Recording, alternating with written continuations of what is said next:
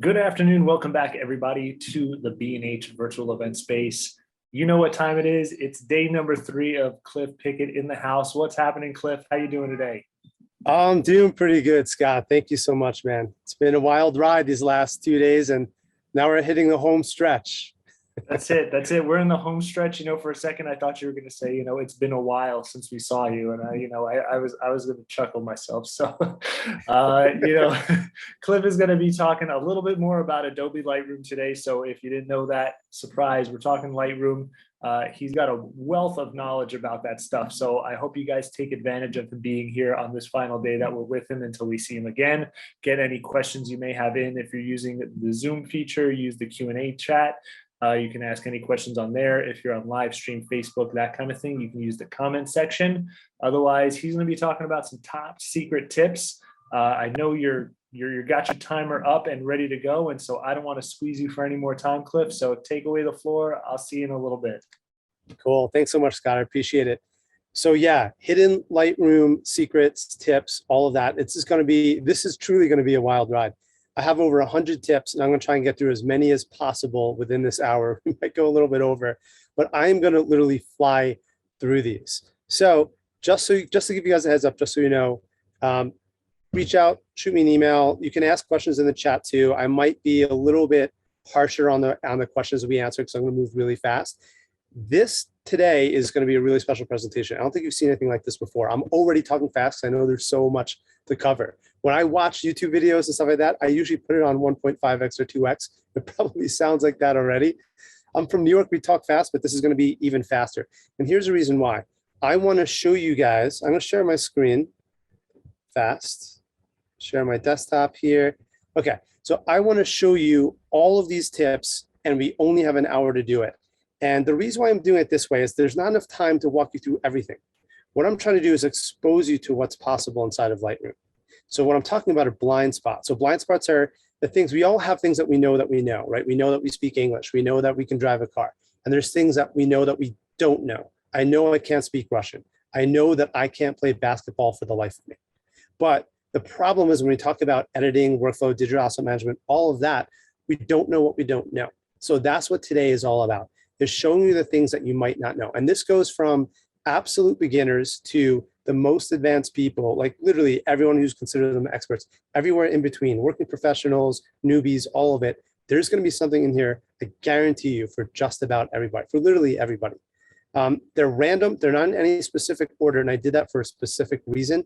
I want you to follow along. I want you to just know what's possible. Then we can follow up. I have a boot camp next weekend. It's 14 hours of a small group of people. We do it around the world. We do it through Zoom. And I walk you through every single feature. And I help you understand every step of the way with your photos, with your computer. This is just to get you guys to a point where you understand what's possible, what can be done. There's a lot of things you don't know that's possible. Those are your blind spots. That's what we're going to uncover today. So let's get into it here. I have over 100 slides. There's actually more. I cut it down a little bit. So let's just jump in and take it from there. Autosave XMP versus save metadata file. So this argument comes up quite a bit. If you guys don't know what I'm talking about, any adjustments we make to our photos get saved in our catalog. So if we make something brighter, we make something darker, we make a keyword, we set it as a flag, that gets saved in our catalog. Problem is, it doesn't get saved to the files themselves. What happens if our catalog gets corrupted? That's a problem. We don't lose our images, but we lose all the adjustment, which is just heartbreaking. So there's an option here, auto save it to XMP. What I might do, Scott, if that's okay with you, is again, I'm going to stop my video. You guys don't need to look at my face. I want you to look at my screen for this. I'm doing you guys a favor here.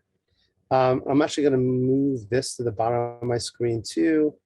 I'm going to hide this way. I can see what I'm doing as well. And if we go to our menu here, you'll notice that this is full screen. I can move that back. This way we can see our menu. And if we're going to go to auto save as XMP, we're going to go to our catalog settings. And there's an option here called automatically write changes to XMP. We don't want to use that. It sounds like a good idea. What it's going to do is save all of our adjustments to the files. Sounds great. The problem is every single time we move this slider, it's going to save those adjustments. So we don't want to do that. Keep this off. That's going to speed you up quite a bit.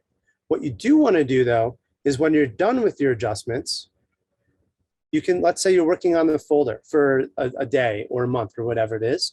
All you have to simply do is hit Command A. Now I'm working on a Mac, so every time I say Command, you're going to think Control. I'm going to hit Command A, select all the images, and then Command S to save. You'll see that bar up there saving metadata. That's saving the same thing as that autosave would. It's just doing it after you're done. So you're not waiting for the computer to save every single time you move the slide. All right, moving on. Location of catalog. So I've talked about this in one of my presentations before on speeding up Lightroom. Location of catalog is absolutely critical. So the catalog is basically just a glorified spreadsheet that's keeping track of all of your adjustments, all of your flags, all of your stars, all of your ratings, all of that stuff. The location of your catalog, that is essentially the bottleneck in your workflow. That's the number one thing you can do to speed up your workflow. So where you store your catalog is important. If we go back to Lightroom here, we can check that by clicking on Catalog Settings, go to General. Here's where we store a catalog. Well, I'm storing this in my internal drive. For most of you, that's where you want to store it. You want to store it in your internal drive. That will be the fastest drive you have. If you don't have enough space, you can store it on an external drive, but I highly recommend getting an external SSD drive. Along those lines, just so you know, this is my website. So if you guys have questions, shoot me an email. I know I'm going to move pretty fast here. You can go to resources up here. And all about the gear I use. And this links to just about every piece of gear that I use. This is the SSD I'd recommend, the SanDisk. They make it 2 terabytes, a little bit cheaper. 4 terabytes, a really nice space because you're going to upgrade. You're going to get into larger and larger file sizes as the years go on. All right, so that's the SSD or the internal drive, but the location of where you store your catalog, absolutely critical. Next one, deleting previews. So why are deleting previews so important? When we're storing our catalog, it's not our catalog that takes up a lot of space, it's our previews. So if I go to catalog settings here and I click on show, it's going to show me that this is my master catalog. Now my master catalog itself, 9 gigs, and that's for almost 800, almost 900,000 photos. Most of you at home are going to have a catalog that's 1 to 2 gigs. Look at my previews though, 300 gigs of previews. That's what's taking up all the space, not your catalog, your previews. This, by the way, we can delete at any time. It's not going to affect anything at all. It'll just rebuild previews. Just keep that in mind. The problem is you cannot separate your previews from your catalog. So wherever you put your catalog is where you put your previews. So if you have a large enough drive, you can put your catalog there. If you don't, you either manage your previews, which you can build and delete at any time. Just come over here to Library Previews, and you could delete previews, you can build previews at any time, or get an SSD like I just showed you, put it on there. It's going to make a world of difference for speeding up Lightroom. Okay, let's go back to the next one. Auto delete previews after 30 days. So continuing along there, let's get rid of this. We don't need that. Let's go back to Lightroom. Auto delete previews. If you go to catalog settings, file handling, automatically discard 1-1 previews after 30 days. This is going to be a lifesaver for a lot of you because that catalog is going to grow. Not the catalog itself, but the preview file is going to grow and grow and grow. 300, 400, 500 gigs. What you can do is after 30 days, Lightroom will be smart enough to simply delete your previews. It's not deleting your photos, just the previews, which are pictures of your pictures, right? You only have a 2 megapixel screen, most of us, maybe 4 or 8 megapixels if you have a 4K monitor. We don't need 60 megapixels to look at our image and rank and sort and keyword them. So your previews, though, they can get large when you build a 1-to-1 preview. That's a preview you can zoom in and out.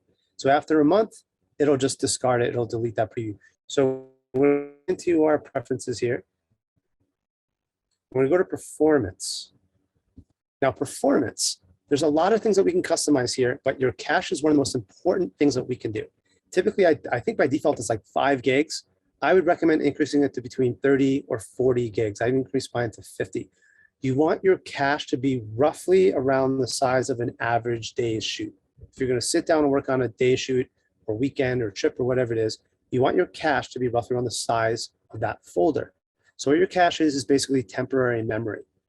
right? So if you work on an image and then you work on another one and you work on another one and you go back to the previous image, you don't have, your hard drive doesn't have to remember exactly where that is. It builds that information in a temporary memory that's much, much faster to access. So you can change that location here too.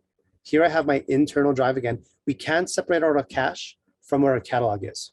Just keep that in mind because your cache can grow up to whatever you set the maximum size to.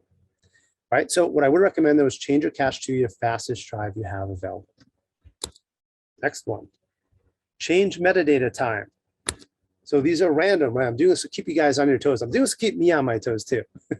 So change metadata time. So what we want to do is shift our capture time. So I'm in multiple time zones. So what I'll do is if I forget to change the clock on my camera, which happens often, I'll know that, okay, I took these shots or this last week's worth of images. It doesn't have to be one photo. It could be a week's or a month worth of images. You grab a whole series of images and you can shift them back by a certain number of hours. It's really handy to be able to do that.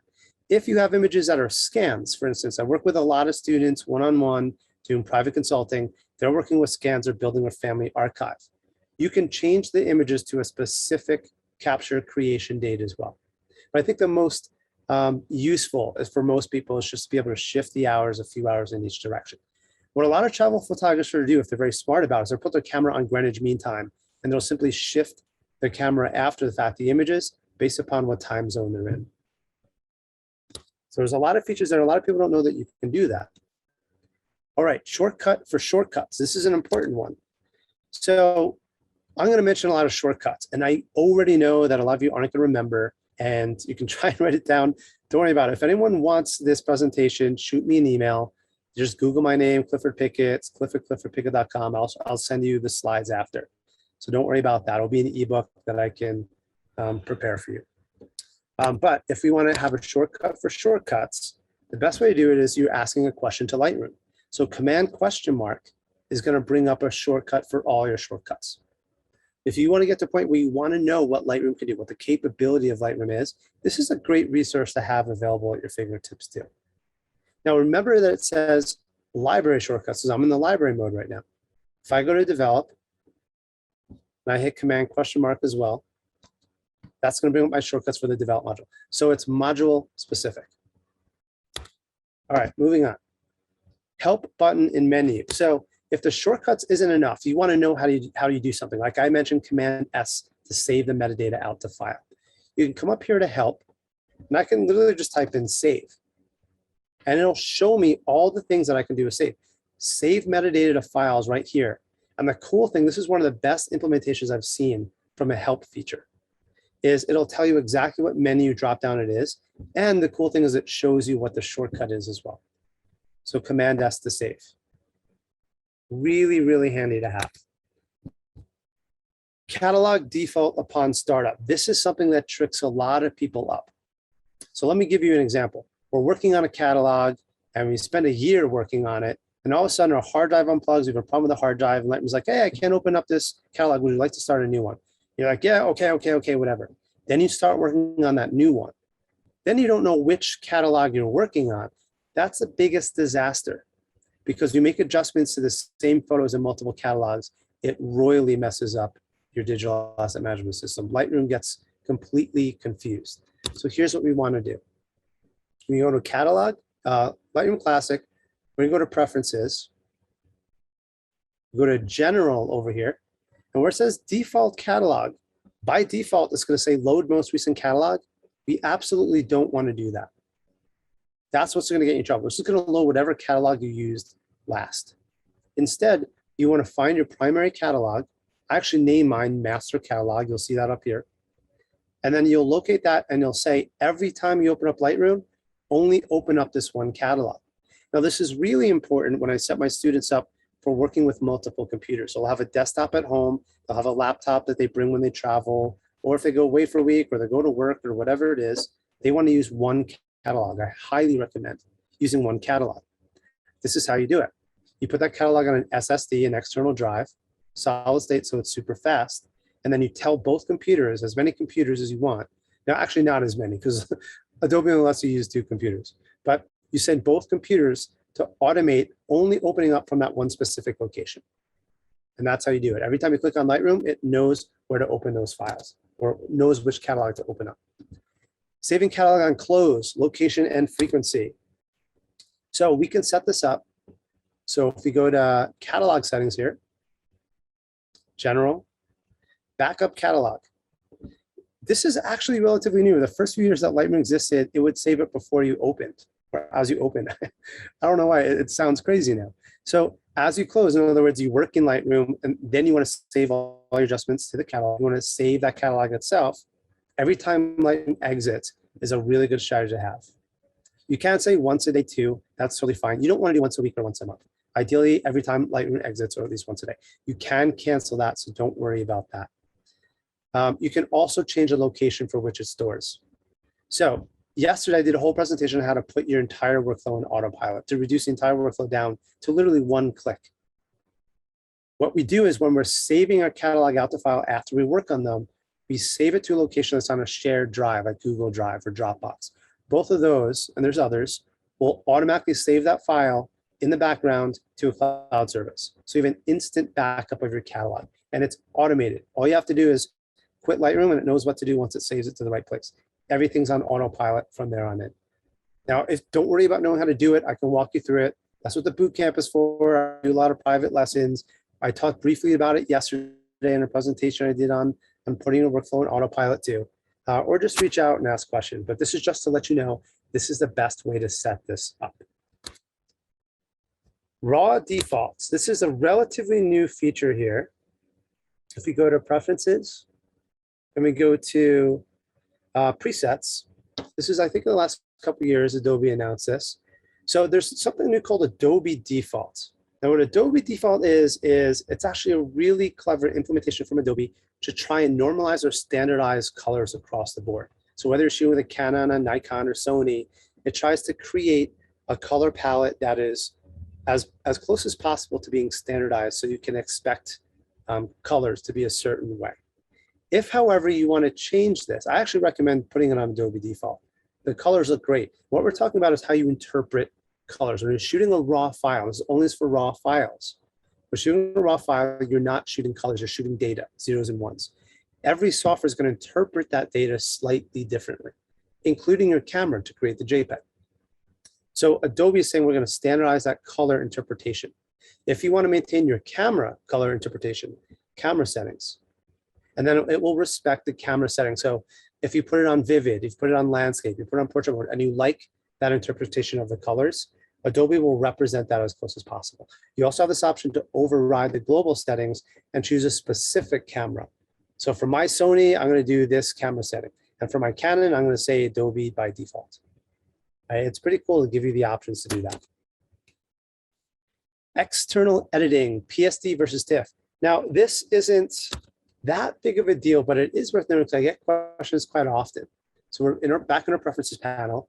And when we send an image out from Lightroom, do we send it to Photoshop or basically, it's either Photoshop or anything else.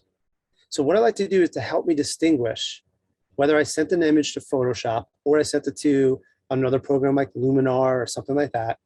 I'll say every time I send this to Photoshop, keep it as a PSD. Now, if you send it as a PSD or TIFF, it doesn't make much of a difference. They're both layered TIFF documents. PSD is a Photoshop document though, right? So I do prefer to use Photoshop when I send it to Photoshop. Also, it just lets me know that if I see a PSD file, I know I worked on it in Photoshop. So I can open it back up and I can see all those layers. If I see a TIFF, I know I didn't send it to Photoshop, I sent it to another software. So most likely I don't have those layers intact available to me. And here's where you can change it. Another key tip to know, keep this on either ProPhoto or Adobe RGB. By default, Lightroom's in ProPhoto already, so you're maintaining the largest color space. And make sure you're using 16 bits for both of them. That maintains a lot more color information in the files. You're not throwing that color information away when you send it to an external editor. Lights out mode. This is a simple thing, but something that a lot of people don't realize. So I can hit L for lights out, and then L again to completely black out my screen. Why is that handy? Well, if I go to my grid view, I hit G for grid. I can hit Tab to get rid of the tabs. And then L for lights out, it gets rid of all the distractions. Makes it a little bit easier for me to work in collections, to move images around, to sequence them. It just gets rid of all distractions. What I really like it though, is if I hit R for crop, and you can pretty much hit that from anywhere, it's gonna take me into my crop tool, and then I can crop this as much as I want, but there's too many distractions. If I hit L for lights out, L again, now I can crop and move around, and I'm just seeing what the final image would look like, rather than this weird overlay that for me is just too distracting. So I'll reset that. So L for lights out, really handy. Background color. This is a small thing, but it drives me crazy. You'll notice that my screen has a black background around the images. I'll hit tab just to accentuate that more. You can right click on a Mac. I'm just gonna tap with 2 fingers to right click. And by default, I think it's something like light gray, or maybe it's medium gray, I'm not quite sure. Either way, I think it's a little bit too distracting. So I prefer to keep this in black. It just lets me focus on the image. Also, another pro tip is that you can change this to white. Now, maybe not on this image, doesn't make as much sense. But if I go back to my grid and I find an image where this works really well when you have a white point on your images. So if I want to see here, this is a good example. If I want to make my image as bright as possible, I have a white overlay behind me, really an underlay, that gives me a reference white point. So I know I can make my image just a little bit brighter, especially if you have a website that's displaying images across a white background. This gives you a really nice preview to see how much brighter, because white doesn't look white in an image unless it's pure white. Your images will look a little dull if you're displaying them on a white background. So you can switch between white and black just by right clicking. Full screen versus Loupe mode. If we want to go into a series of images here, let's take this. We did a shoot a few days ago in Nelson, and I want to cull through these images really fast, right? Now, I want to see this full screen. I work off of my laptop all the time because I'm on the road. Now, I can hit F for full screen, which seems like a really good idea. And that just gets rid of all distractions. I want to see my images as large as possible, so I can make just more informed selections. And I can hit my right arrow key to go through the images. Now, if you pay attention, you might be able to hear me click the mouse. You can probably hear him clicking the mouse faster than the images are cycling. So here's what we want to do instead. Full screen mode is way too slow. I'm going to hit tab to get rid of the tabs on the left and right, or I can hit Shift+Tab to get rid of all of the tabs. So top, bottom, left, and right. Shift+Tab is going to bring this back. So Shift+Tab is going to get rid of all the distractions. Still, it's not enough for me. I have this tab on the top here. I have the menus that I don't want. So instead of hitting F for full screen, I'm going to hit Shift+F. Once I get rid of the top menu, Shift+F again to get rid of everything. I can hit T for toolbar, by the way. That'll get rid of my toolbar. And now I have a really, really close simulation to a full screen, except now I can cycle through my images much, much faster. So it's a really nice pro tip. It took me a while to figure that out, and this will save you so much time. Shift+F will bring all your screens and menus back. Shift+Tab will bring all of your tabs back.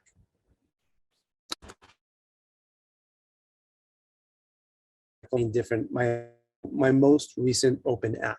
So going back and forth between Keynote and Lightroom. That only works on a Mac, but it's a really nice tip to have if you're cycling back and forth between multiple open apps at the same time. Okay, full screen versus Loupe mode, we covered that. Tabs, Shift+Tab, we just talked about that. You hit the tab key, get rid of the tabs, hit tab to bring it back. Shift+Tab is going to get rid of everything. Resize panels. So along the same lines, again, I'm working on a laptop. I have a very limited screen real estate. So I can actually move these. If you hover over these, a lot of people don't know this, you can move these to make them smaller or larger. I like to keep them as small as possible. I actually go to the point where I make my font smaller so I can get as much screen real estate as I can for my images. This is really handy just to show more images on the grid. By the way, you can hit the bracket keys just to show you more or less images, just to make the grid images smaller or larger as well. But just knowing that you can resize it's really nice. Also, what's really handy to know is if I want to adjust the image, right? So we have these sliders on the right-hand side. I'll bring this up, or I can hit the tab key. There we go. You'll notice that the smaller the sliders are, they can sometimes be just a little bit, like almost a lot sensitive. By simply dragging this out, I can hover over it here, and I can drag this and make it larger, smaller. I could do it for both sides. So sometimes what I'll do is I'll make this one disappear on the left and just bring this back. And then I can hover and I can resize this as much as I want to. It's just a little tricky. You have to hover right in the right place. Now, if I make this larger, I have a little bit more or a little bit less sensitivity when I'm moving these sliders around. Just something to keep in mind. Now, also remember that these tabs are module specific. So I can have just my right tab open when I'm developing my pictures. That's typically what I do. And then I can go back to my grid, my library. I just said G for grid, so I call it grid. And you can see that I have my preference for my tabs here, separate for each module. So that's resizing panels. Hover over sliders. So along those same lines, if you want to take this to the next level, I'll go back to the same image here. I'll D for develop. Now, if I want to, I can move these sliders around, but the problem is, and I teach this extensively in my workshop, when we go over the editing part, we're looking on the right-hand side. We're not looking at our image when we're editing. So instead, what we would do is hover over. When I do, you're going to see that light gray show up next to the numbers on the right, next to whatever I'm hovering over. Then I just leave my mouse there, and I can use the up and down arrow keys to make discrete adjustments. It's a much better way of working because now you're looking at your image and you're making very specific discrete adjustments. A pro tip on top of that, you hold the Shift key down, and I can make even larger adjustments. You'll see this when I go over the exposure. So instead of 1/10 of a stop, it does 1/3 of a stop. So I can kind of dial it in and then just hit the arrow keys and I can tune it perfectly, like a guitar. You start larger and you just tune it in smaller increments, but these discrete increments go a long way. 2-finger scrub. This is kind of cool. I believe this is only for a Mac because it uses the multi-touch gestures. If I go back to my Loupe view or my grid view or my library, instead of hitting the right arrow key like I was doing earlier, I can simply swipe with 2 fingers back and forth. And it lets me really quickly go through these images. So it's a nice way to really cull through your images really fast to see the images that you shot and just find the best ones. Okay, view mode in library. This is something a lot of people don't know too. Back in our library, I can hit the J key, and that will give me my collapsed cells. That'll give me the number sequence, and I hit J again. I'm just cycling through this by hitting the letter J. These are my expanded cells. This gives me as much information as possible. What's really cool on top of this is I can actually click, right-click, tap with 2 fingers, right-click on any one of these information. I have little 4 here. There's top left, bottom right, bottom left. I can click on any one of these and adjust these. So instead of megapixels, maybe I want to say capture date and time. So I can see at a glance when I shot these images, the date of capture. Now it's only going to show me at a basically like a bird's eye view, information that's helpful for me to see at a glance without having to open up the image each time. It's really, really handy to have. Okay. Another thing to know, so you can right click and go to view options. And this is where you can customize this view, this library view, this grid view of expanded cell options. And here's where you have the drop-down menu as well. So you can do it on the images or you can do it in this panel afterwards. Moving on, zoom features, spring-loaded. So often we'll want to zoom into our images. Let's maybe shake this up a little bit, choose a different set of images. Let's do New York City, right? It's been a couple of weeks since I've been back there. I can hit the Z key. That will zoom in, and you notice it says 400% on the top left here. I can change that to 100%. And all I have to do is click to zoom in, click to zoom out, double click, takes me back to my grid. A really fast and intuitive way to use your images. But we can take it a step further. One of the hidden secrets part of this is I can simply hold the Z key down, and that will take me to my last default view. So why is that important? Well, let's go to a series of images where critical focus is important. Maybe let's go to one of these images here. We had 2 people in the scene. Something like this. I'm going to hit Command U. We'll get to that in a little bit. That will just brighten the image up a little bit. Now I want to compare what it looks like at full screen. I can hold the Z key down. That will zoom me in. Now I can move this. And then I can hit my right and left arrow key to go back and forth between these images to check critical focus. All right, it still needs to load some of the images. That's because I didn't build one-to-one previews. If you see that loading, what you want to do is build one-to-one previews ahead of time. This usually doesn't take more than a second, just because I'm doing a lot of things at the same time at the moment. But going back and forth is going to let me check critical focus, then let go of the Z key, and I'm back to my grid. It's a really fast way to quickly check. We have a series of images that are very similar. You just want to see which one's the sharpest. Hold the Z key down. That's what we mean by spring-loaded keys, that use the left and right arrow key to quickly compare them. And then let go of the Z, you're back to your grid view. This is such a time saver. Compare mode. So along those same lines, if I want to compare multiple images, what I can do is click on the first one, hit the C key to compare.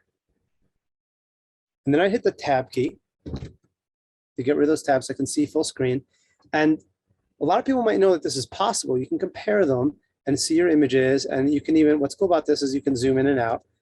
T for toolbar, and then I can lock this. So now when I zoom, it'll keep both of these just like that. So I can really look around inside the images. A lot of people don't know there's a select and a candidate. So what I would do is hit the up arrow key. If I like my candidate more than my select, I'll hit the up arrow key. Now that becomes my select. And then I keep on going with my left and right arrow keys to see if I like an image that's any better. If I like this image on the right, there's a happy accident with this like lava drip. I'm gonna hit the up arrow key. Now that becomes my select. And then I can simply just mark that as a pick or a star. I do a whole course. Actually at the boot camp, we talked quite extensively about the absolute fastest, most efficient way to cull and sort through and find your best images. But this is a great option for those of you that are shooting a series of images. Portrait photographers will love this. So that's your compare mode. GPU, graphics processing unit. We're going to go into our preferences here. And we're going to go to, once this opens up, performance. So graphics processing unit, what that is a chip inside your computer. And this is relatively new, last 5 or 10 years. There's a dedicated chip just for graphics because we have 4K video, we have high resolution images. So Adobe's leveraging that GPU to take a lot of that task, a lot of that requirement of power and energy and resources from your CPU, your computer processing unit. So your GPU, here's the problem though. They can't predict every single computer and every single GPU. So if you put it on auto, it's going to sort of identify whether or not you should have it, but you can also turn it off. Here's the thing, we don't know. We don't know which one's better. And this is actually recommended from Adobe. What you want to do is I would keep it on auto. That's my recommendation. But if you find your computer being sluggish, I actually would recommend turning this off and seeing if that improves the speed. It just may. If you have an older GPU or something that's not mainstream, it might be a GPU that's either not supported or just doesn't work as well with the modern architecture. Turn it off and you'll actually see an increase in speed. For most of you, especially with the newer computers, I would recommend keeping this on auto. Okay. That's your GPU. Use information overlay. So you may have noticed when I was looking through my images here, let's just go back. Let's look at a few other images. There's going to be an information overlay around my images. In fact, let's go to another set of images completely, before and after. Now, if you notice that there's an overlay that shows the file name and information about the exposure, that is going to be so helpful for you to pair what you see in your photo. So let's take a look at some of these.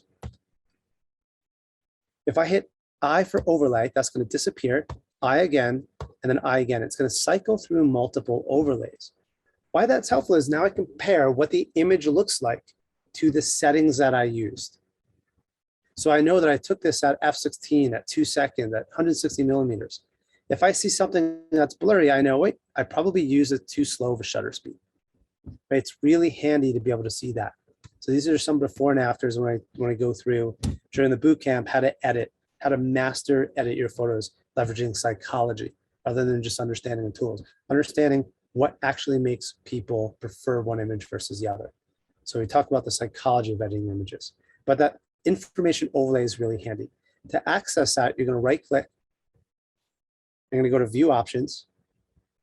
And here's where you can change what settings you prefer to have available to you. What I would recommend is common photo settings. That's going to give you all that information, your shutter speed, your aperture, your ISO, your focal length, and the lens you use all in one line. You can choose whichever ones you prefer. Grid overlay in crop mode. So we showed crop earlier. I'm going to hit crop here. R for crop, by the way, is a nice little shortcut to know.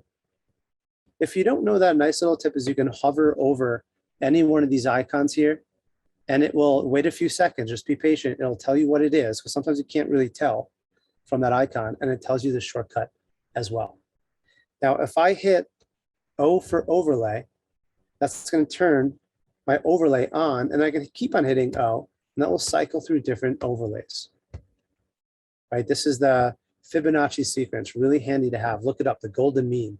It's kind of a cool experiment in how nature shows up in all of our compositions. Keep on hitting O, and we have all these different overlays. If we hit H, that will turn this on and off. So use that to your advantage. Preset previews versus speed. Okay, so when we talk about preset previews versus speed, if we want to make things as absolute fast as possible, sometimes when we're editing, we want to, let's say, if we really like this adjustment here. Let's wait for this to load. And then I'm going to go back and forth between the previous shot and the next one. If I really like the settings, what I can do is bring this panel up, and I can save these settings as a preset. Now, many of you may have already bought presets. There's packages you can buy. It's like, oh, download these 100 presets, whatever it is. That's great, right? We can come up here, as long as we're in a develop module, we'll see our presets, and here's where we can create our preset. Now, if we save presets or we bought presets, they're going to show up here as well once we install them. Here's the problem. Here's a hidden secret that a lot of people don't know.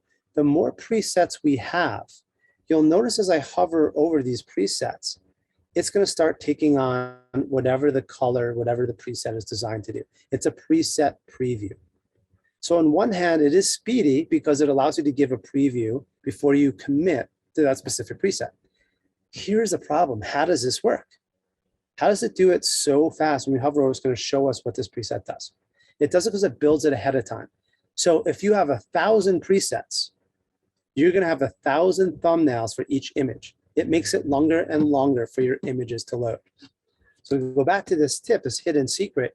To speed up Lightroom, you might want to consider reducing the number of presets to only the presets that you use. It's a really handy feature to have. You can also go into settings and say whether or not you want to turn that on and off the preview as well.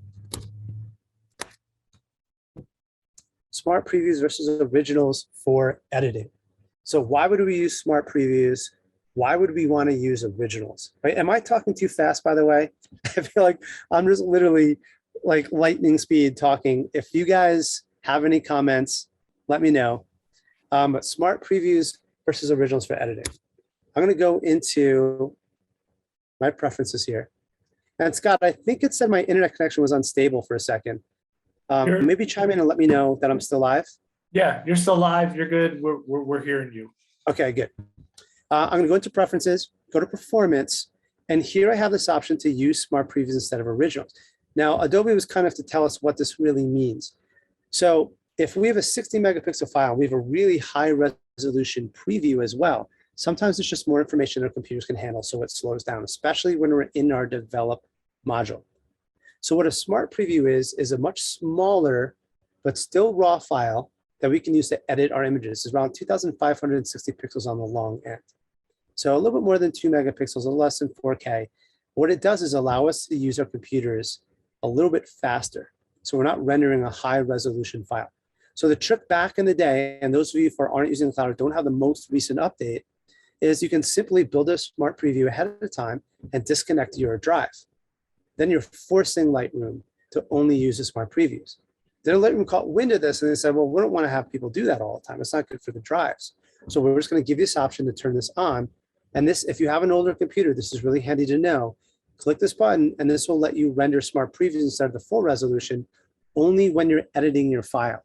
When you go to export it, everything else is going to be full screen.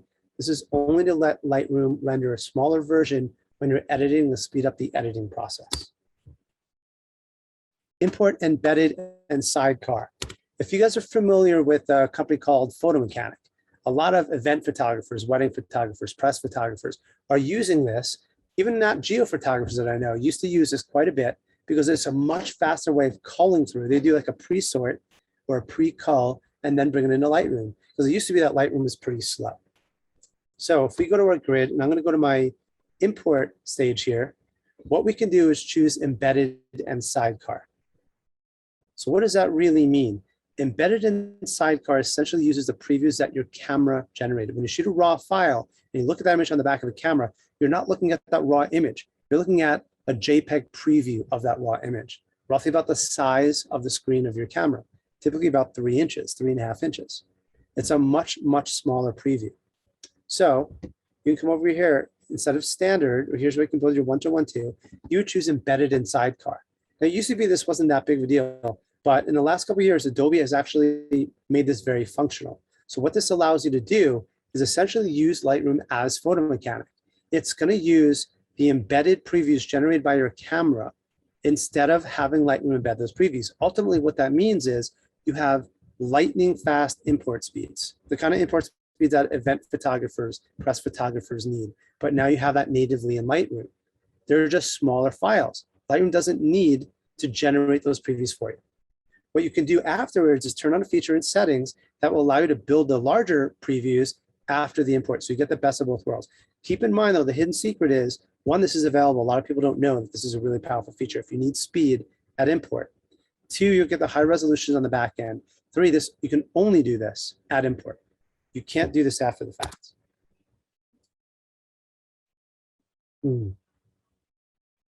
Cloud storage, desktop to mobile, mobile to desktop. For those who are using Adobe's cloud, which is probably most of you at this point that's using the desktop that's watching this, know that it's not the same thing of pushing your images from your mobile device. You take a picture on your phone or you embed, you can actually import to your iPad. I teach a whole mobile workflow, how to go completely off the grid, mobile, travel around the world without a laptop and sync your entire workflow back to your computer at home. I taught this on Kelby One's platform about a year and a half ago. But using the cloud, we can send images from our computer, from our desktop to the cloud, and then down to our phone. That shows up in our Lightroom mobile app. We can send images from our phone up to the cloud, down to our desktop. There's a two-way sync there. Any adjustment made in one will show up in the other. But I've done whole courses on this. If you have questions about that, just shoot me an email. I'll send you some links. Here's the deal. Here's the rub. The hidden secret is they're not the same thing. A lot of people will call me. A lot of my students will ask, I'm running out of space. That might sound familiar. I'm running out of space in the cloud. I only have 20 gigs or whatever it is. How do I do it? Because I don't want to just pay more to increase my space in the cloud. Here's what's happening. If you send your images from your mobile device to the cloud, it's going to send the full resolution file. It's going to take up a lot of space. If you're shooting a 60 megapixel file on a Sony camera, it's going to send that 60 megapixel raw file. If you're shooting 4K video, it's going to send 4K video. It's going to take up a lot of space because it needs to. It's part of the workflow. It's sending the original file because it assumes you want that original file back on your hard drives at home. No matter where you are in the world, that'll be waiting for you on your hard drives at home. Not the same the other way around. If you send it to the cloud from your desktop, in other words, you put it in a collection and then sync that collection to the cloud, it's not sending the original raw file because you already have it on your hard drive. It's sending a smart preview, much, much smaller, about a 10 to a 20th of the size. Also good to know, it doesn't take up any space at all. It doesn't count against your storage in the cloud. So you can send up tens of thousands of photos from your desktop to the cloud. It's not going to count against your storage. But if you send it from your mobile device to the cloud, it will count against your storage and it will take up much more storage because it's sending the full resolution file. So next question, clearing out space. How do we do it? Here's the problem. Adobe wants you to pay, obviously, to increase your storage. I get it. That's fine. That's understandable. A lot of you don't want to. You want to clear out your space. If you go to adobe.lightroom.com and clear out your space, you will remove images from the cloud, not from your computer, just from the cloud. Here's the problem now. It will also remove those images from collections, any collections you have synced. That is a heartbreak for a lot of my students that reach out to me. They spent all these years building collections, and they cleared out to make space on the cloud. It removed all those images, not just from the cloud, but from the collections. So here's what you want to do. Here's the hidden little secret here. You're going to come down here to collections, and with this magnifying glass, you want to say, show me only the synced collections right here. This will identify all the collections that you have syncing. I'm not even sure if I'm syncing any of these collections right now. You'll see a little squiggly line. Once you do that, oh, here we go. We have a few, right? Because sometimes they're in subfolders and subfolders of subfolders. So this is a quick way to identify all the images, all the synced collections. Then you click the squiggly line here and you unsync each and every one of your sync collections. Then you can go to the cloud and you can remove and you can clear out all of your space. What you're doing is preserving your images that are in your collections, preserving the collections themselves from being removed, from being tampered with. Once you clear out the cloud, and I do this for all my students, so it's not a big deal. I can walk you through it. Once you clear out that space, you come back in, you can turn these back on. Just remember to click on this magnifying glass, click back on all, so you're seeing all of your collections again. Really handy feature to know. So lightroom.adobe.com. Let's go to that really quickly.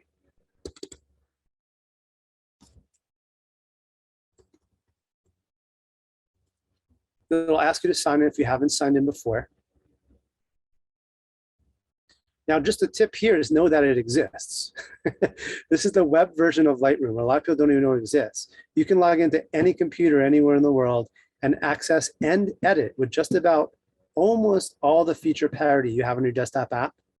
You have inside of a web browser, as long as you log in through Adobe. You can only access the images you have in collections, though. Just keep that in mind. It's not all of your files, just the ones you put into collections. So just know that this is here. You can come up here to this little circle here. It looks like a pie. This will have your account information here. Now I'll tell you about here, your information, the account that you have, your subscription, how much storage you have. This is where you can delete your Lightroom library too. So you want to unsync your collections first. I'll click close. I don't want to do that just yet. All right, let's move on. Man, we're flying through this. Downloading images from collections. So actually, while we're here, I did keep this in order for that one specific reason. You cannot enable, a lot of people don't know this. This is a hidden secret for sure. This is a really good tip to know. Not my buddy Joe in Vegas. Being able to allow your clients or your friends or family to download images. So here we have a demo catalog. If I send this to someone, I'll generate a link and I'll send it to them once I build collections. I have a whole course on how to do this. The problem is when you send images via collections, you cannot, whoever's looking at it, your viewer, cannot download images by default. So what you do is you go into that collection, then you can click on this little face icon here, click on settings, and here's where you can enable allow downloads. You can also enable, disable, allow comments, which is a really nice feature to have. And you can create a link that's only private for some people. And you can create a shareable link here. So the big takeaway, there's a hidden tip and secret, is you can enable downloads. Keep in mind though, they are not full resolution downloads. Why? Because we know now we're not sending the full resolution images up to the cloud from our desktop. We're only sending the smart previews. It's a little different if you're sending it from mobile. Just keep that in mind. If you want to enable full resolution downloads, you use a different app. SmugMug is a much better option if you're talking about professional client delivery, image delivery for clients on a professional basis. Then you can password protect. You have a whole lot more options. You can white label things, custom domains for collections. This is kind of nice to know. So if I go to one of my collections that's synced, again, let's use that little secret, sync collections. This will edit just by the collections I have synced. Each collection is going to have a very, very long URL. They do that because technically it's public. It's just no one's ever going to guess what that URL is. So click on any one of these, you'll see it on the top right-hand side. What I recommend doing is if you're going to use collections, you're not going to use SmugMug, which is just a more feature-rich, powerful ability, but it's actually pretty cool just to put your images in collections and share it with friends and family. It's a great resource to have. The problem is you're not going to remember this super long URL. You click make public here, it's going to generate a very long URL, and it's going to bring you to, it's going to be a lot longer than that right there. They're not going to remember this. They just do it so it keeps somewhat anonymity. What you can do though is go to domains.google.com. You can buy your own domain for $10, $12 a year. And then you can point that domain to that specific URL. And that's how you could say, Cliff is the best, or my, Smith family photos. They'll remember that URL. And the second they type that in or click on it, it will forward to that collection. I have a whole course on how to do that. And I go through that extensively in my boot camp next weekend as well, September 11th and 12th. If you guys have questions about that, let me know. It's too much to get into to go through all the details about it, but it's something that you should know. There's a blind spot that people didn't know were possible. You can shorten the link, make it memorizable, make it something that's easy to remember. And then people will always be able to find your images. Those collections are updatable too. You can put more images in it, and someone can type in Smith family favorite photos or whatever that URL is, and they'll just see the new pictures as you put them in. Target collection. So speaking of collections, let's say demo.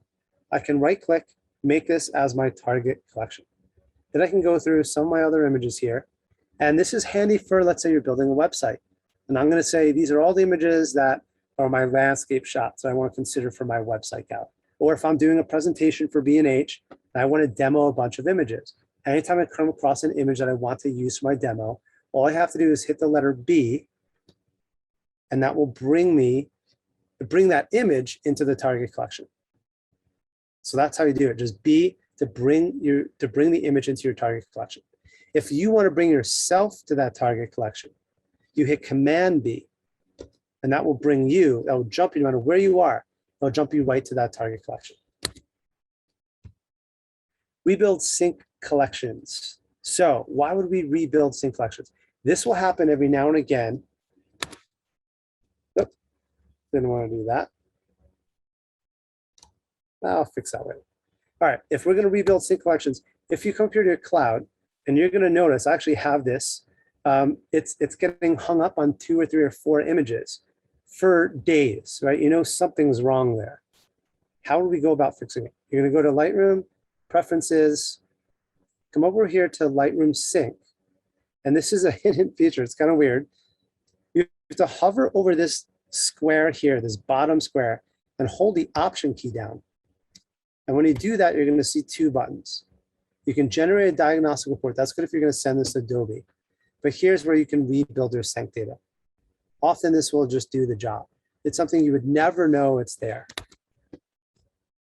All right, let's go to my next one. Specify locations for mobile sync. Why would we want to do that?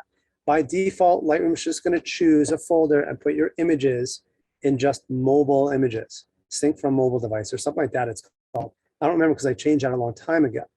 When I teach my workflow, my digital asset management ultimate workflow for Lightroom, again, my bootcamp next weekend, we walk you through every single aspect of it. I teach you, and I did this yesterday too in a presentation we called Putting Your Workflow on Autopilot. We want to automate the entire thing. We want to put as much work as possible and put that on the shoulders of the computer so we can get back to doing what we love. If we want to automate the process of organizing our images, the only way we can do it is by date. No matter what camera we're using, it's always going to find and know exactly where to put all of your images. So that works if you have your memory card, if you have images on a hard drive, great. What happens when we're using our mobile device? Either just as a camera, I spend almost every photo I take now is just with my iPhone. I have classes on this extensively. It's an amazing camera. So I consider my iPhone a really important tool, a really professional camera. So what I'm going to do is go to Preferences again, go to Lightroom, And here I can say specify location of my synced images. And then I can say use subfolders in this very specific format. This is the exact same format that I help you set up for automating or putting your entire workflow on autopilot in your import dialog box on Desktop Classic. So everything funnels into the exact same place. So this is what this would look like here. You choose your parent folder and you choose this subfolder, and then that's all your pictures, no matter what camera you're using, will funnel into the same place. Rename images and sequencing on export. So I got a question yesterday, I didn't get a chance to answer this, but someone asked, do I ever rename my pictures on import? I actually don't. Here's why. If you take 100 pictures, I don't care if you're an event photographer, a wedding photographer, or just shooting with friends and family, if you rename on an import, you're going to say trip to the beach -01, trip to the beach -02, 03, 04, 05. You're not going to show them all 100 pictures you took. You're going to show them maybe 10. So then the sequence is completely out of order. You're going to have 01, 07, 015, on and on and on. You're much better. We're going to want to do this here. I'll close that back out. You're much better renaming your files on export, because then those 10 images out of 100 that are all over the place have an actual sequence. So you can go to File, Rename, and you can say Custom Name and Sequence. This is what I would recommend. Then you put your name and then your client's name, or whatever it is you want to have on the title of each image, and then you create a sequence on export. So those 10 images out of 100 or 1,000 that you're sending to friends or families or clients are in order. You export, you rename and export, you rename on export, sorry. Okay, moving on. Stacking and auto stacking, a really cool feature to know about. You can right click and choose stacking here. And we can collapse all stacks, expand all stacks. You'll see a lot of these are grayed out here. What I can do is click on a specific folder. Let's maybe click on this folder here. And when you come across images that are similar, rather than seeing 12 to 15 pictures of the exact same sequence, you can collapse those into just one stacked photo. So for each property or each scene, each location you shoot throughout the day, if you're wandering around a city and you shoot 15 pictures on the street corner, you can say, I'm going to take these images here at this location before we change the lighting up, and I can stack them. Right? And then I can stack the next location and the next location, so on and so. So you can do that quite easily. Here's another pro tip though. Here's a hidden secret that a lot of people don't know. You can auto stack your images as well. So if I come down here stacking again, and I go to auto stack, this is great if you're shooting bracketed sequences, or if you're shooting multiple locations in a day, something where you're driving to. So you have a few minutes in between, or you're walking to a next location is fine too. And you can say, here's the amount of time I need between stacks. And on a larger sample size, this will just show you more and more images. And I'll say, all right, well, you spent more than 3 minutes in between these, so we're going to give you more and more stacks. Basically, you can get to the point where you can say anything that's less than a second stacked together. So that would be your bracketed photos, for instance. Really, really handy feature to have. I go through that in detail more in the bootcamp. I just wanted to let you know, to remove that blind spot, that that's a possibility. So auto stacking, really good feature to have. Marking folders as favorites. A lot of people don't know this, but if you're looking at folders, and this is the folder, let's say I wanted to show people a lot, or maybe this folder was, whatever it is, I can right click and I can mark that folder as a favorite. So if you find yourself going back to the same folders over and over again, you can mark it as a favorite. That's fine, but how can we take it a step further? Here's the hidden secret. If you click on this magnifying glass, you can click on favorite folders, and it's only going to show you the images that you labeled as favorites. It's a really nice feature to have. Keep in mind, you want to turn that back off when you're done, or you're not going to see a lot of your folders. You can do the same thing for color labels, by the way.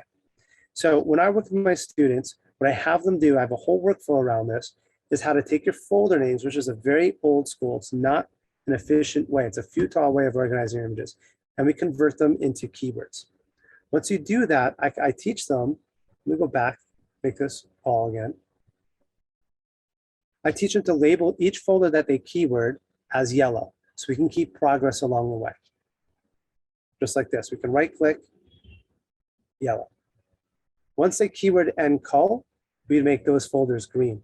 Really, really handy, because now you know at a glance, we're visual people, right? We're photographers. Now you know at a glance, this is a quick way to see where you're at. Oh, I worked on this folder. I just didn't edit them yet. I just keyworded them and culled them, right? Oh, the green, I know I'm done with that folder. Good, right? Really nice, and helps me keep track of the progress as well. Sometimes I'll even take over their computer and I'll work on them and I'll label them so they can see where we made progress. And we do this for years. I have students I've been working with for several years. We systematically go through their entire life's work and we color label it so we know where we are. Another way you can use color labels is you can simply assign yellow for client work and blue for travel. So if you want to see all of your travel, all you have to do is find all the blue, come over here to magnifying glass, and say filter by all the blue. So how are you going to remember yellow or blue or green? Well, green's for clients, blue's for travel, whatever it is. Maybe you'll remember, maybe not. So you can come over here to metadata. Here's another hidden set. And you can say color label set and click edit. Now you can come in here and actually change the name. So red has a meaning, yellow has a meaning, green has a meaning. You can do this for your images. You can do this for your folders. You can do this for your collections. A lot of people don't know that's possible. It's not just the color red. You can apply a certain label to it and have it and just give it a lot more meaning. Moving on. Go back and forth to previous folder. This is a nice little tip to have. If you jump from one folder to the next, and then you just want to take a step backward. Like, yeah, what was that previous folder that I was in before? Option Command left arrow key will take you back to your folders, even if you just skip around to different years or even different collections. It'll take you right back to the last place you're at. Option Command left arrow key. Really nice feature to know. You can also wormhole between folders and collections. So if I take this image, for instance, I can click on this little icon here. And if I click on it, it's going to show me all the collections. I just put this in there just to show you. B&H Fall Foliage Chase. If I click on that, it'll immediately jump me to the collection that this image is in. Your image might be in 20 different collections, that's fine. You can jump into any which collection that that image happens to be in just by clicking on that icon. Now let's say you want to go back to that folder, or you want to go back to another folder. You're like, I like this image, but you know what? I want to see what images I shot around this. I'm going to right click. I can say go to folder and library. It'll take me to the folder where this image was, which is by date, by the date that I captured it, which means all the other images I shot right before, right after are going to be right next to me for me to choose.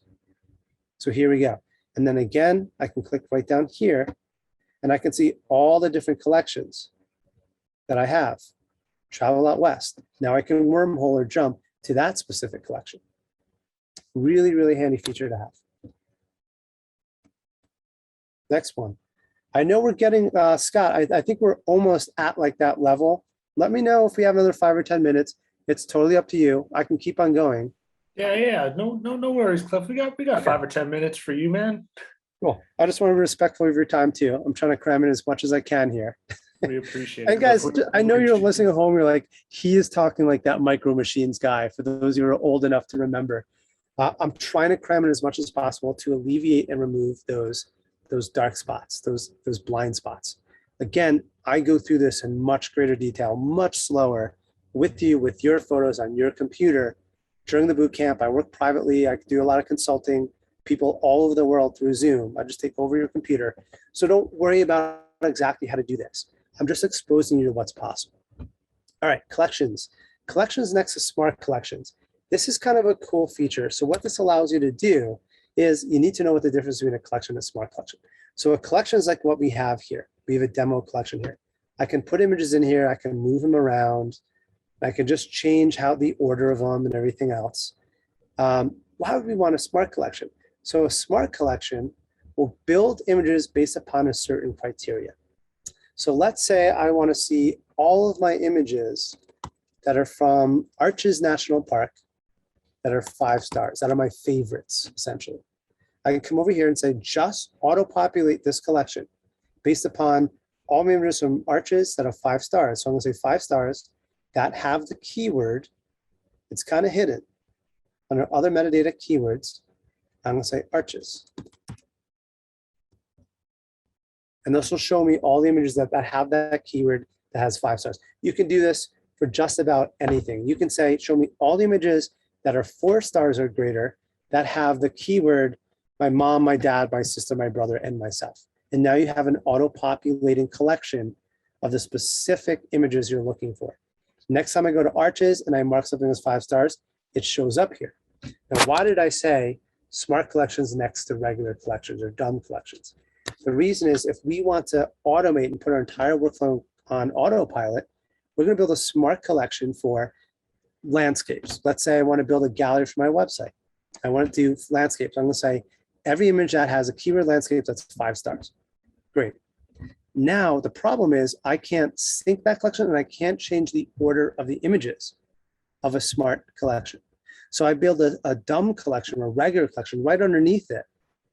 And then I just drag all the images from a smart collection into the dumb collection. You'll see a few images are grayed out here because I don't have all my hard drives plugged in. Once I drag that in, as more images come along, I simply just update it by hitting Command A, selecting all the images, and dragging that down to the dumb collection of the same name. Can't be the exact same name. I would just put like a period afterwards because you can't have 2 collections with the same name. So I just put a little dot or something like that. And you'll know right away which one's a smart collection versus a dumb one. You'll see that little yellow gear icon. And it just allows me to, every now and again, update my website, update my collections by all my images are waiting for me in that smart collection. Command A, select all of them, drag them into my dumb collection. It's only going to bring in the newer pictures. Keyword merging using multiple word filtering. This sounds like a mouthful. Here's what's happening. Let's say this is in Arches. And this is delicate arch, right? So I keyword this delicate arch.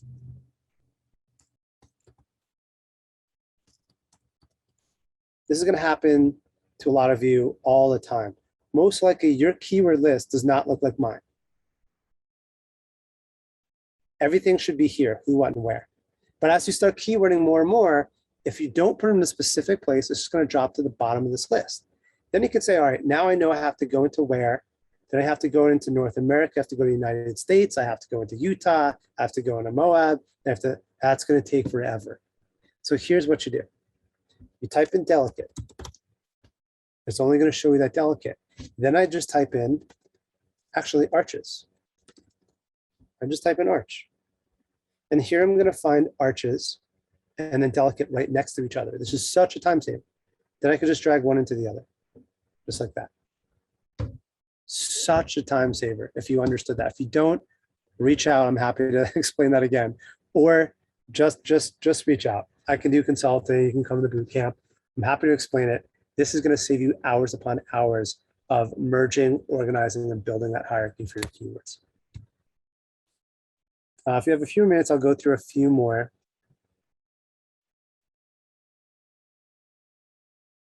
Come on here. I think actually it wants me to stop. I think it's just burning up over here. New enhanced photo feature. This is kind of cool. This is something that a lot of you might not know. We can come over here.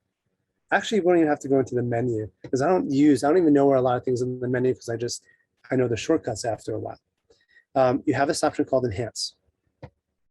This is one of the newest features in Adobe Lightroom. Oh, this is just a smart preview, that's why, because this is an older image. Let me go to something a bit newer here. And what this is going to do is use an algorithm that Adobe just developed to increase the resolution, basically quadruple the resolution of your images. It's a really, really powerful feature to have. So all you do is you right-click on an image. Let's go to a more recent folder here, something where I have the images with me instead of the smart previews. And something to know about this too is the higher the resolution, actually the better it's going to work. You want to give it more information. If you have a raw file versus a JPEG, it's going to work a little bit better too. And all you have to do is find the image you want to work on, it's actually really handy. It doesn't work as well, but it's handy for iPhone photos, especially if you're shooting RAW with the iPhone, which know that you can do now. I have a whole class, I have multiple 8-hour courses on how to master photography using your iPhone. So you can reach out if you have questions about that. You'll find on my website too. But you can come here and just right click on enhance, and that's just going to enhance the image. It's going to pixel shift essentially without having multiple pictures to do it, and drastically increase the resolution of the file. You can try it on your own image. You'd be shocked with the results. There are other softwares that do this. They take minutes, usually 3, 4, 5 minutes. This usually happens within seconds. So just something to keep in mind. This is on the slower side because I have a whole lot of things running in the background right now. Okay, so the new enhance feature, definitely worth knowing. Custom color label folders, we did talk about this. I showed you how to make the folders different colors and also apply a specific meaning to it. Show all keywords inside of matches for keyword filter. This is a good example. So let's type in Moab. I'm going to turn this on by default. I'm going to turn this off because this is the way it is by default. And I'm going to say arches. I don't have to type in the full thing, by the way. Now it just shows me arches. Great. Now I have all the pictures I took in arches. I spent a bit of time there last year, so I have a lot of images. If I go to this magnifying glass though, and I click this, show all keywords inside of that keyword, of that filter. Now it's going to show me all of the keywords that are inside of that. So if I clicked on Moab, if I turn this off, it's just going to show me just Moab. I'm not looking at, I can't see all the sub keywords in there. So I always tell people, for most people, this is something that they prefer. Show all keywords inside of matches. So if you're looking at a parent keyword, you have the ability of seeing what's inside of it. There's a lot more that goes into that. We don't have enough time to really cover more of those details, but it's something to know. Quick develop versus develop. And a lot of people ask me, why is quick develop even there? Here's the thing, if you have a lot, this is actually a good example. You have a lot of images and you want them all to be roughly the same exposure. I can't do that. Now I can sync these. So if I want this one image to be a little bit brighter, I can do that. I can sync it. I can say, bring it up a stop, make it brighter by 1 stop. And it makes all the images brighter by 1 stop as I sync them. The problem is it's absolute. It's going to increase all these by 1 stop. It's going to say 1 stop here, just like that. And then I can sync them, which is something if you're not aware of, you can either have auto sync or Cleaing sync here, and you can say which items do I want to sync, just the exposure, the color, all of it. I can just sync metadata and it gives me all these options. Why would we use quick develop then? We would use quick develop if we want to, not absolutely, but relatively speaking, make adjustments to the photos. So if we want a really quick way of just increasing the brightness, instead of saying, I want everything 1 stop, I want everything to be this stop, no matter where you are now. If I made this a stop darker to begin with and 2 stops brighter here, it would absolutely just say all these images are now 1 stop. Here, no matter where you are, it's just gonna make, no matter what adjustment you have previously, increase the exposure slightly. So it's a relative thing. I know it sounds a little complicated, but it's actually a very important thing to be aware of. Okay, we'll do a couple more and then I'll take it easy on you guys. Virtual copies versus snapshots. This is kind of a nice thing to know about as well. Let's go back to maybe just the last month here. Why would we use virtual copies versus snapshots? They're very similar. If I want to work on an image and I like it and I want to see, well, maybe what does it look like in black and white? What does it look like if I crop it a little bit more? What does it look like if I make this warmer versus cooler? Typically, I'll right click and I'll create a virtual copy. I'll say command comma, and that gives me a virtual copy. Or you can right click and you'll see the option for it. The problem is then I have 3 or 4 images in my grid view that look exactly the same. Instead, what you can do is anytime you come across where you're editing an image and you like it, I'll just turn the filters off for now. And you like that image, you're like, you know what? I just want to see, I want to save this and then come back to it. I like it in black and white, but maybe I'm not sure if I'm going to keep it or not. We can just make that one image black and white by making it a snapshot. So they're very similar. The difference basically between a snapshot and a virtual copy is a snapshot does not influence this grid view. The snapshot is only there when you look at the image. So if I hit D for develop, that's going to bring this into the develop module. And here you'll see this option for snapshot. So if I make this a black and white, I'll hit V for black and white. Now I can just make this a snapshot. And then I can see all the different snapshots. It doesn't show up, and I can go back to my original. I can try a different crop, and I can name that, but it doesn't show up in my grid view, which basically just, sometimes people love it because they're like, oh, I don't want to see 3 different versions of my image. I just want to see one. That's why I use snapshots. For me personally, I do prefer to use virtual copies, and whichever version I like the best, I mark that as a 3 or 4 star. 4 star meaning that that's my favorite version of that image. And then I simply just go to attributes and I can auto sort by just show me the 3 or 4 stars. This may be the last one because I know we're running a little bit over. Magic 39 for sunset. Let's find an image where I have a sunset. Actually, this works quite well. If I want to look more like sunset, I want to add a little bit more warmth to it. Using warmth as a color balance doesn't necessarily work. I don't like the way that looks. It makes a whole image a little bit warmer. It doesn't look very natural. So what I want to do instead is come over here to color grading.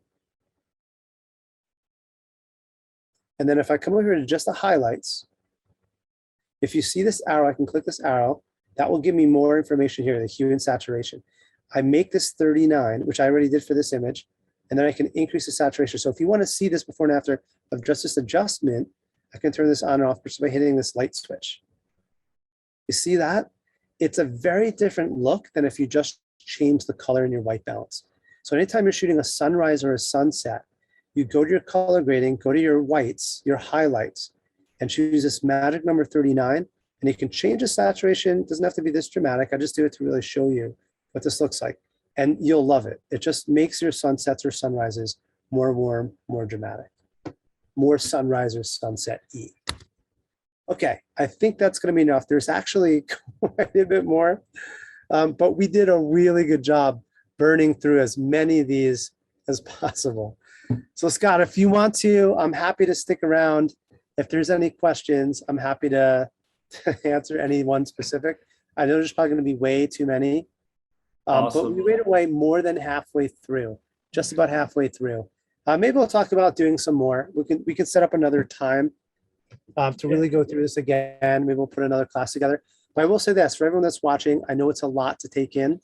That's what I'm doing my bootcamp for. That's why I spend a good majority of my time doing lessons, doing private consulting, working one-on-one with a lot of people just to answer those specific questions, to go into detail. The best thing I'd recommend is just the bootcamp I usually do once or twice a year. That'll be September 11th and 12th. That's next weekend.